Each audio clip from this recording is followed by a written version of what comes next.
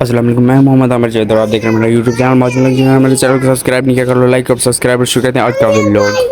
No no आज के vlog के अंदर मेरा 2000 का खर्चा होने वाला है। क्यों, कब, कैसे और किस लिए? नहीं, मुझे मजाक नहीं उड़वाना अपनी चीज का, मैं नहीं बताऊंगा।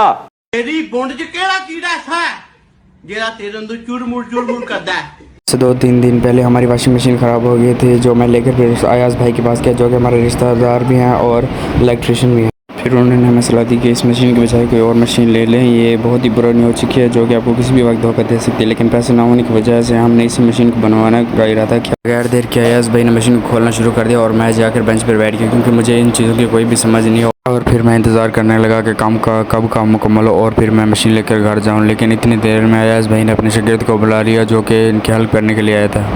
मशीन के काफ़ी सारे पार्ट्स खोलने के बाद ये नट हमें बहुत ही परेशान कर रहा था, जो कि पानी लगने की वजह से जंग आलूद हो गया था और खुलने का नाम ही नहीं ले रहा था। जितना भी खोलें फिर भी वो अपनी जगह पर वापस आ जाता था।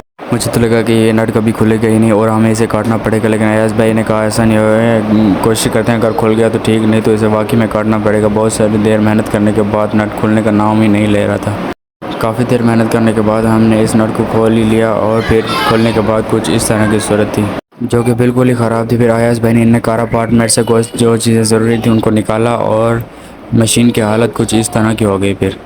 फिर मैं इन पार्ट्स के पास बैठकर ये देखने लगा कि आखिर कौन सी वजह से ख़राब हुए थे। और लेकिन जो वजह मुझे समझ में आई वो ये थी कि पानी के लीक होने की वजह से जो पानी के ऊपर की तरह गया उसी वजह से ये ख़राब हुए हैं। मशीन का कोई एतबार नहीं है, वो कभी भी और किसी भी वक्त ख़राब हो सकती है, इसलिए जो चीज़ ज़रूरत की उसको सही करके रखना चाहिए। फिर अयाज भाई ने मुझे अपने साथ लिया और फिर हम चलते बाज़ार की तरफ। के पीछे बैठकर जो वालों की हालत होती है उसका अंदाज़ा आप ये देख कर लगा ही सकते हो।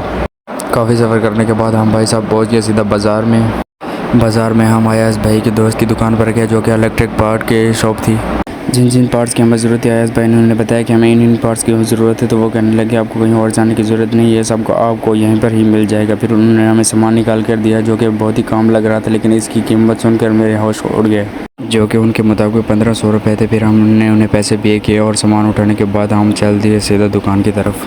बाइक धूप में खड़ी होने की वजह से बगैर तेल के हमारी तशरीफ फ्राई हो गई। फिर हमने अपने आप को ठंडा करने के लिए 20 रुपये की बर्फ़ ली। फिर भाई ने बर्फ़ को तोड़ कर टुकड़े कर दिया। फिर हम बाज़ार से गुजर रहे थे कि एक कार हमारे सामने से गुजरी और मैंने सोचा कि एक दिन इंशाअल्लाह हम अपनी यूट्यूब की कमाई से कार लेंगे। फिर दुकान पर पहुंचने के बाद अयाज भाई ने अपना काम शुरू कर दिया, जो कि तकरीबन कंप्लीट हो ही चुका था और आधा रह चुका था। अयाज भाई जल्दी अपना काम मुकम्मल कर रहे थे, क्योंकि उन्हें कहीं और भी काम जाना था। और ये नट है जो इसने हमें काफ़ी देर तक परेशान किया था। तब तक आप टाइम लैप्स देखें, मैं अपनी टिकटॉक की वीडियो बना लेता हूँ।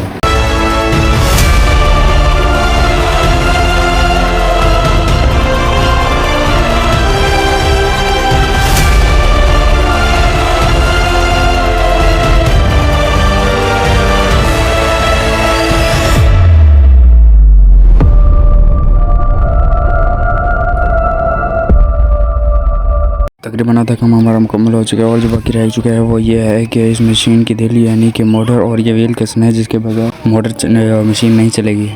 फिर अयाज भाई ने इस व्हील के नट को लूज़ किया और फिर इसे इसकी जगह पर लगाकर टाइट कर दिया और उसके बाद मशीन तकरीबन कंप्लीट हो चुकी है और मोटर लगना अभी बाकी रह गई है।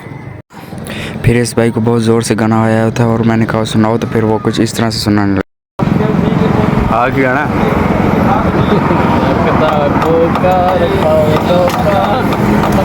इसका नाम है फौजी और इसे फ़ौज में जाने का बहुत शौक़ था। जब ये फ़ौज में टेस्ट देने के लिए गया तो उन्होंने कहा कि बेटा तुम फ़ौज के टेस्ट देने के बजाय अपने मेडिकल टेस्ट कराओ और फ़ौज को भूल जाओ। इस गधे का मालिक भी इसे रोड पर छोड़कर चला गया, क्योंकि इसे भी हमारी तरह कोई काम नहीं है।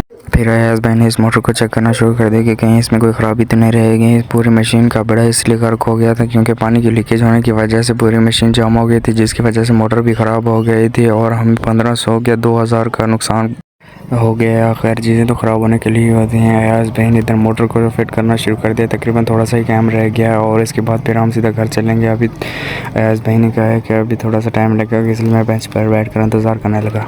अभी मैं बेंच पर बैठ के आराम से इंतज़ार कर रहा था कि अयाज भाई की आवाज़ आई कि मशीन बिल्कुल रेडी हो चुकी है। फिर मैंने अपनी गाड़ी को सीधा किया और इस पर जो है अपनी मशीन को लोड किया और फिर घर जाने के लिए रेडी हो गया।